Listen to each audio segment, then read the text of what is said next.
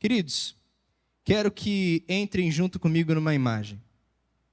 Imaginem-se num barco, durante a noite, um barco não moderno, sem luzes, apenas marinheiros, em 1800, e você está ansioso para chegar em casa. Você sabe que naquela noite, se tudo correr bem, você estará junto com sua família. Mas, de repente, o tempo começa a fechar e você começa a ver a neblina. Então eles pegam você como marinheiro e te colocam no lugar mais alto para que você olhe pela luneta e veja se encontra uma luz, um farol. E de repente você olha na luneta e com toda a convicção grita que você viu o lugar. Você viu uma luz na luneta. E ansioso, todos naquele barco já esperam chegar em casa, inclusive você, quando de repente ouve-se o barulho das pedras se chocando com a parte de baixo do barco. E de repente você olha de novo na luneta e por mais que vocês tenham caminhado metros e metros, a luz não mudou de lugar. Então, ao pegar a luneta e limpá-la em sua camisa, percebe que a luz nada mais era do que uma sujeira que não foi bem limpa na sua luneta. E que você conduziu o seu navio na direção errada. Assim é quando nós, por mais que tenhamos boa intenção, vivemos nossas vidas pautados em qualquer outra coisa, senão a palavra de Deus. Quando permitimos que nossos pensamentos nos dominem e que o nosso coração pecaminoso nos direcione e nos leve, nos dizendo que à esquerda está o porto, enquanto o porto nunca esteve lá. Abram comigo em Romanos capítulo 12. Romanos capítulo 12, um texto que muitos dos irmãos já conhecem de cor. Aqueles que foram embaixadores do rei, então, com certeza tiveram que decorar isso. Romanos, capítulo 12, versículo 1 e 2. Agora a gente fica naquele momento onde vai ouvindo o barulho dos papéis. Quando eles se encerram, eu começo a ler. Agora. Portanto, irmãos, suplico-lhes que entreguem seu corpo a Deus por causa de tudo que Ele fez por vocês. Que seja um sacrifício vivo e santo, do tipo que Deus considera agradável. Essa é a verdadeira forma de adorá-lo. Controladamente. A primeira lição que nós tiramos desse texto de Romanos, capítulo 12, versículo 1, ainda estenderemos para o versículo 2, mas vamos com calma. É que a vida cristã, ela é integral. Queridos, o texto nos deixa claro que nós devemos viver uma vida que seja um sacrifício vivo e santo, do tipo que Deus considera agradável. Quando nós pensamos na ideia de sacrifício, nós olhamos para aquele povo, o qual Paulo escreveu, eles tinham muito claro em sua mente que sacrifício também é uma vida dedicada a algo. Porque dentro do judaísmo e também nas filosofias que rondavam Roma, era muito comum se usar a terminologia de sacrifício para demonstrar uma vida devotada a algo. Quando nós vemos o texto e vemos claramente que ele nos direciona, ele fala sobre um sacrifício, mas não encerra aí, por mais que o povo que leia aquilo poderia entender, Paulo continua insistente, demonstrando um sacrifício vivo e santo. Paulo demonstra que ele também agora quebra com aqueles irmãos judeus que tinham em sua mente que seu sacrifício e suas atitudes exteriores seriam suficientes para viver uma vida cristã. Paulo agora demonstra que a vida cristã ela é muito mais do que, assim como Cristo também critica, lá no capítulo 5 de Mateus, é muito mais do que uma atitude onde as pessoas possam ver. Mas é também aquilo que há dentro dos nossos corações e em nossas mentes. E é muito engraçado porque Paulo ele vem sobre um raciocínio, falando sobre justificação, falando como somos salvos por Deus, como somos cuidados por Ele, como sermos direcionados e como Ele nos separa e nos cuida. E então agora ele direciona não mais para os porquês, não mais para os o quês. Ele agora vira para o seu público e fala: e daí? O que nós fazemos com toda essa teologia que adquirimos e com toda essa fé que carregamos? Como colocamos isso em prática? E agora Paulo vai começar um pedaço da sua perícope de Romanos, nos direcionando a atitudes práticas e atitudes diárias. E ele começa por aquilo que temos em nossas mentes, em nossos corações. Para aqueles irmãos que liam isso, a fé era algo muito mais exterior. A vida de alguém que era santo e justo era demonstrado por aquilo que as pessoas julgavam. Cristo fala em Mateus capítulo 5 que os sacerdotes levantavam orações e diziam: Deus, muito obrigado porque sou santo e bom, mas não sou como esse pobre pecador. Enquanto o republicano orava e falava: Pai, me perdoa, porque sou um pobre pecador. Assim como Cristo fala sobre o adultério, que o adultério não está no ato de ir e trair o cônjuge, mas está no ato de olharmos e desejarmos alguém, já cometemos o adultério. Assim também nós vemos agora Paulo nos apresentando um sacrifício vivo e santo. Algo que vem do interior e sai para o exterior. Porque como bem foi dito hoje, Deus não vê como o homem vê. O homem vê a aparência, mas Deus vê o coração. Nós estávamos, e aqueles irmãos vinham de uma religião onde tudo o que eles precisavam era fazer sacrifícios, agirem de maneira exterior, de maneira correta, sem se importar com aquilo que seus corações diziam, com aquilo que seus corações faziam, com aquilo que seus corações queriam. Mas agora Paulo e Cristo rompem com isso e dizem: eu não quero mais a parcialidade da vida. Eu não quero mais que você pareça ser algo que você não é. Eu quero que você seja. E quão difícil é para nós, porque quando nos deparamos com a nossa natureza, não vemos nada de bom senão aquilo que Cristo adiciona em nós. E quão difícil é para nós sermos verdadeiramente crentes, quando olhamos para o nosso coração, que a todo momento nos direciona a pecar. Quando tomamos uma fechada no trânsito, nossa primeira reação e pensamento é: vou jogar o carro para cima, tenho seguro? Se quando não, nós não xingamos a pessoa que está no carro da frente de palavras inomináveis. Quando somos contrariados pelos nossos cônjuges, quanta raiva nós pensamos e quantos xingamentos direcionamos para ele, por mais que algumas vezes não tenhamos coragem de falar. Para os filhos, quando você está na sua partida, jogando online, seu pai vira para você e fala: você precisa arrumar a cama agora. Você fala: mas pai, partida online não se pausa. E seu pai fala: é agora. Quantos xingamentos você não direciona para o seu pai?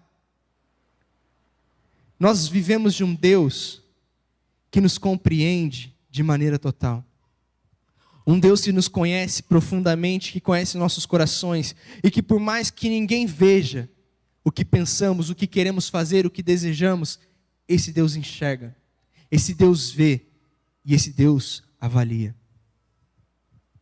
E é por isso que Paulo começa o capítulo 12 suplicando para esses irmãos que entreguem seus corpos a Cristo, que entreguem todo o seu ser a Cristo, como um sacrifício vivo e santo, demonstrando que nós não temos a capacidade, a possibilidade de entregarmos algo parcial.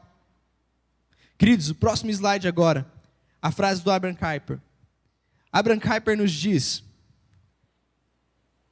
só vou chegar aqui mais perto, que sem óculos: não há 1 centímetro quadrado em todo o domínio da nossa existência humana sobre o qual Cristo, que é soberano de todos, não clame: é meu.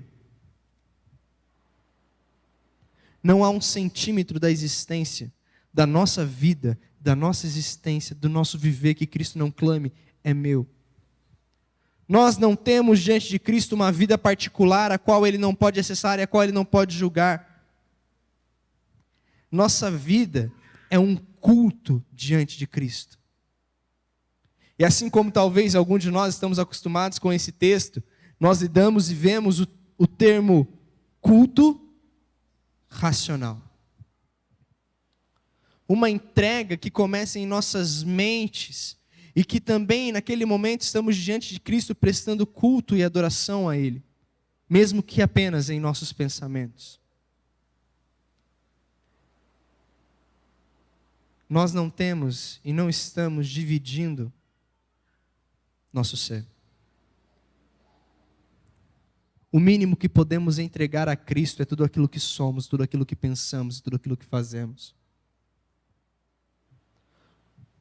Eu sei que é muito comum nós sairmos da igreja agora e parece que nós desligamos uma chave. Mas, queridos, a vida cristã é sobre estar todo momento atento, porque o nosso próprio coração quer nos enganar. Nós não lutamos contra sistemas políticos, ideológicos, nós não lutamos contra pessoas específicas, mas nós lutamos contra o nosso próprio coração. E quando nós baixamos a guarda, acreditando que Ele não irá nos direcionar para o mal, Ele está lá para agir dessa maneira. Porque o nosso pior inimigo somos nós mesmos. E por isso devemos tomar cuidado dobrado e em todo momento.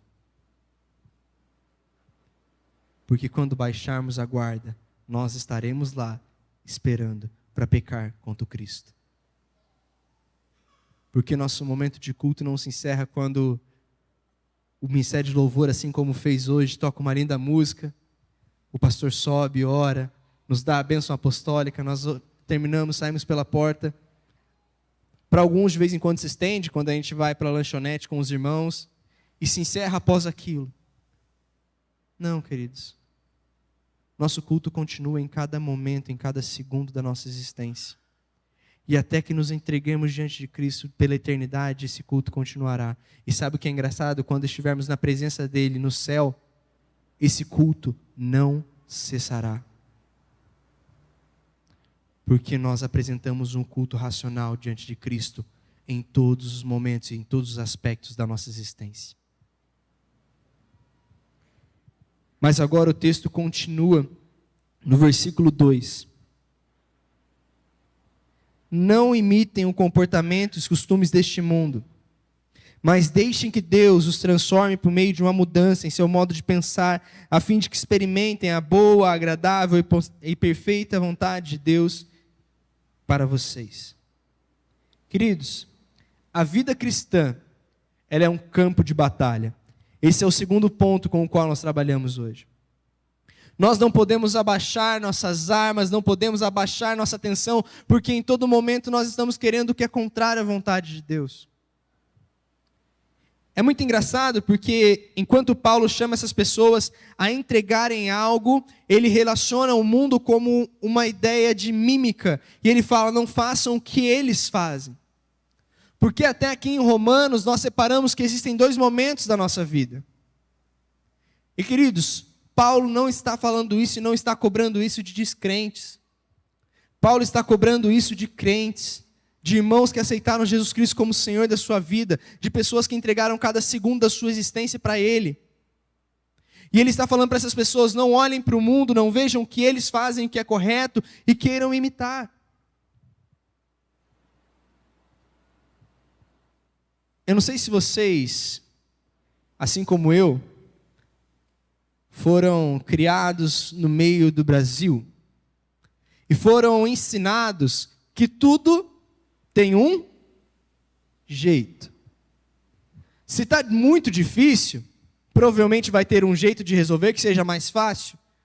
Talvez não correto, não certo, não pensado e que provavelmente não vai glorificar a Deus.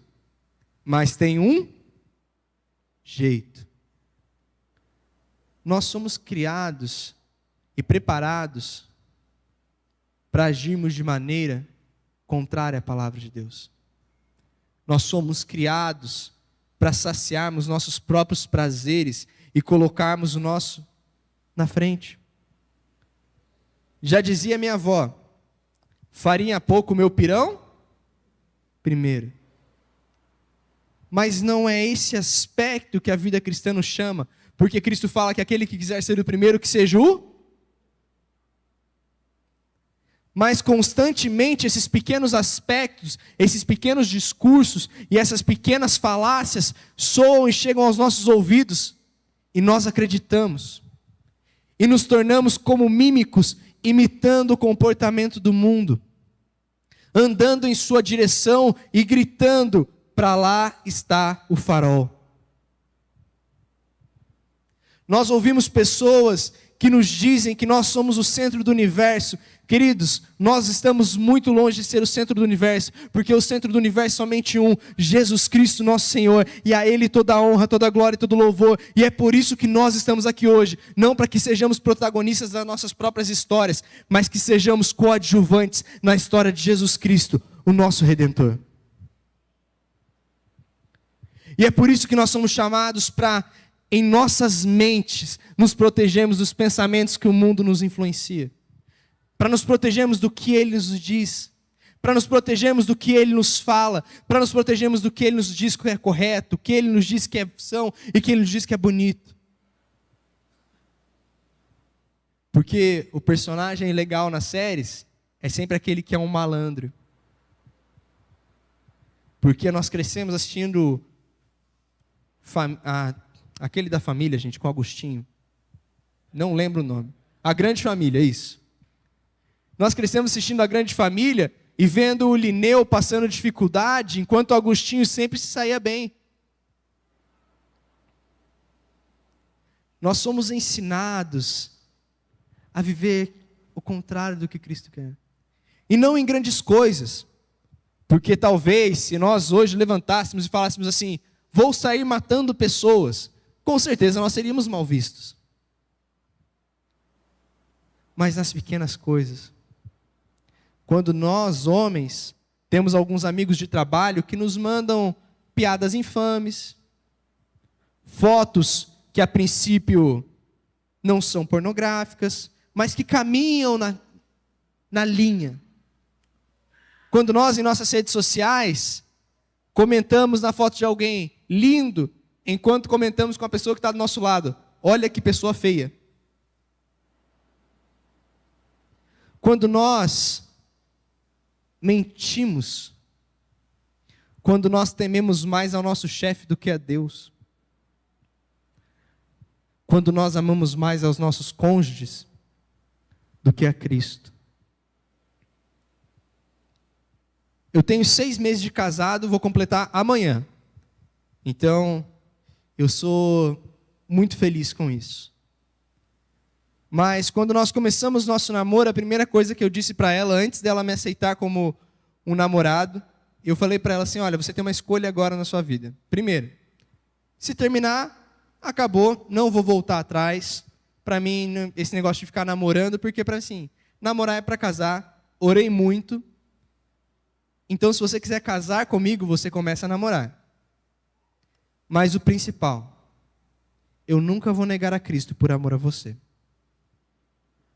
Entenda que na minha vida você nunca vai ser a prioridade.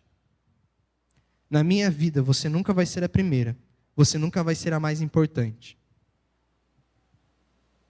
Se contente com o segundo lugar. Porque o primeiro lugar é de alguém muito mais importante que você. E se você está disposta a amar mais a Cristo do que a mim, a gente pode começar um relacionamento. E pela graça de Deus, ela ama mais a Cristo do que a mim. O que às vezes não me agrada muito, mas ela ama mais a Cristo do que a mim. Quando ela olha para mim e me diz: você está pecando, você está falhando, e eu não vou te defender, eu tenho que baixar a cabeça e falar: ok, me perdoa. E sabe o que é incrível? Comumente as esposas defendem os maridos. Mas a minha esposa, ela comumente defende os outros. Ela fala assim: amor, o que aconteceu? E eu conto a história, ela fala assim: e no seu coração você pecou? Eu falo: pequei. Ela fala: então a pessoa está com razão. Eu falo: a pessoa está com razão. Ela fala assim: então vai resolver. isso para mim tem se tornado uma coisa muito boa, porque tem me mostrado, primeiro, eu não sou perfeito. Segundo, é muito difícil me amar, então com certeza agradável eu não sou. Mas o principal é que eu não sou bom. Então eu me coloco no momento onde eu preciso olhar para mim, olhar para Cristo e falar: Pai, me ajuda. Sabe por quê? Porque a vontade boa, perfeita e agradável de Deus é uma só. 1 Tessalonicenses capítulo 4, versículo 3, Paulo nos diz assim: a vontade de Deus é essa, a vossa santificação. A vontade de Deus não é que o Elias tenha sucesso na vida. Estou dizendo que é ruim ter sucesso na vida, gente? Não. Mas a vontade de Deus não é que eu seja feliz. A vontade de Deus não é que em toda a minha vida eu chegue no momento mais alto e fale assim: toda a minha vida foi maravilhosa. Mas a vontade de Deus é a minha santificação. Então, se eu tiver que me entristecer porque a minha felicidade está num pecado, que seja assim, para a glória de Deus. Se eu tiver que sofrer para que Deus seja glorificado e para que eu viva em santidade, que assim seja, para a glória de Deus. Porque Deus não me chamou e Deus não me amou simplesmente porque Ele se preocupa comigo e eu sou o centro do universo, não. Mas porque Ele o é. Ele me amou, Ele se sacrificou por mim, Ele fez tudo que era bom por mim, sabe por quê? Por quem Ele era, não por quem eu sou. Porque até hoje, todos os dias, eu tenho que colocar meu joelho no chão e falar: Pai, eu pequei contra Ti. E os meus atos são atos de rebeldia contra o Senhor. E tive uma atitude de alguém que é inimigo do Senhor. Me perdoa. E todo dia eu tenho que policiar os meus pensamentos e agir de maneira controlada para que eu não acredite que uma luneta suja é uma direção correta. Mas para que as lentes pelas quais eu olho o mundo sejam as lentes da palavra do Senhor. Sejam as lentes daquilo que Ele espera e daquilo que Ele vê. Filipenses, capítulo 4, versículo 8. Abram comigo em Filipenses, capítulo 4, versículo 8. Filipenses 4, 8. Eu já falei bastante sobre o que não pensar, sobre o que nós devemos lutar contra nós mesmos, mas no que nós devemos nos focar? Nisso.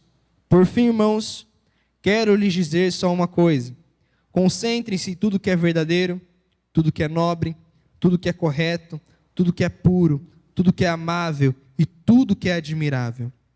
Pensem no que é excelente e digno de louvor. Esse resumo que Paulo faz no final é maravilhoso. Porque ele fala sobre uma ação a qual nós designamos e pensamos comumente que é só a música, que é só as cordas, que são só as vozes. Mas nesse momento Paulo coloca uma responsabilidade muito maior, inclusive em nossos pensamentos. E agora esse texto se liga perfeitamente com o que Romanos está falando sobre o sacrifício vivo. Porque Paulo termina esse texto nos dizendo assim: pensem no que é excelente e digno de louvor. A minha vida é um culto a Deus. As nossas histórias, os nossos pensamentos, cada momento que passamos, é o culto a Deus. Quando nós estamos em uma fila muito grande, os nossos pensamentos deveriam estar adorando a Deus, pensando naquilo que é digno de louvor. Quando nós tomamos uma fechada no trânsito, a nossa vida deveria estar naquilo que é digno de louvor, porque eu ainda dirigindo estou prestando culto ao Senhor.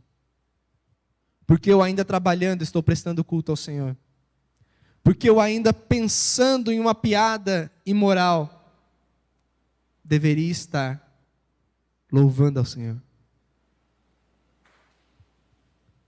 Porque a vida cristã, ela é complexa, mas ela é simples.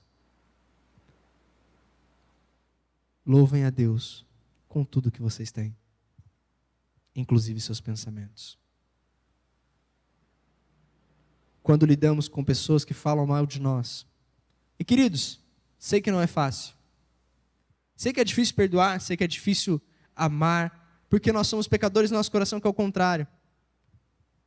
Mas se humilhem debaixo da potente mão de Deus, porque esse é o nosso lugar.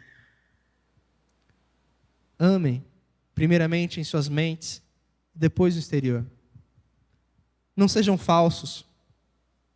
Não abracem pessoas as odiando em seu coração. Mas sentem, conversem, tratem seus pecados, para que esse amor seja restaurado. Amem as pessoas. Quando receberem um elogio, lembrem-se de quem vocês são. Mas agradeçam a Deus por permiti-los passarem por isso. Quando forem colocados à prova, tentem se lembrar daquilo que a palavra nos ensinou. Sabe por quê, queridos? Porque o Espírito Santo nos permite lutar e nos dá liberdade para não sermos mais cativos de nós mesmos. E foi para a liberdade que Cristo vos chamou. Então não vivam uma vida distante de Cristo, aproveitando só os finais de semana para louvá-lo, enquanto nos esquecemos de todo o resto. Vivam a liberdade que Ele nos deu plenamente e entreguem cada momento que vocês têm a Ele. Porque o mínimo que podemos entregar a Deus é tudo aquilo que somos. Charles Spurgeon nos diz assim: tomem cuidado apenas consigo mesmo. Nossos piores inimigos estão dentro de nós. Queridos, a última coisa que eu digo para vocês é que quando alguém falar para você confiar em si mesmo, não acredite. Porque a última pessoa em quem eu confio sou eu. E eu só posso confiar em uma coisa: que o meu Deus me chamou para uma vida nova. E que na dependência dEle, eu posso viver para louvá-lo.